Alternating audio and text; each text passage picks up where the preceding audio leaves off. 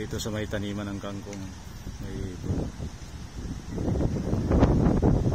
tagak.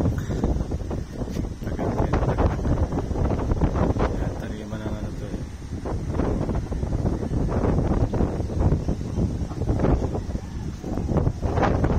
Taniman ng gamit sa mga. Ibon di gumagalaw. Ayan, lumipad na. Lumipad. Dadapo siya ulit. Ayan, tumapo ulit sa malayo. Ayan. Doon sa malayo. Ayan yung taga ko. Ayan. Kasi ito eh, naghahanap siguro ng isda. Ayan o, taga.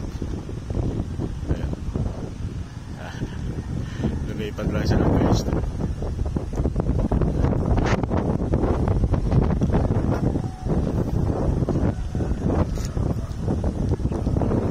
Taniman ng kangkong tsaka gabi.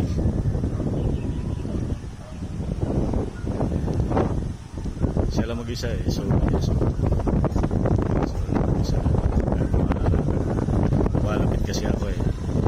Malapit ako kaya malapit siya.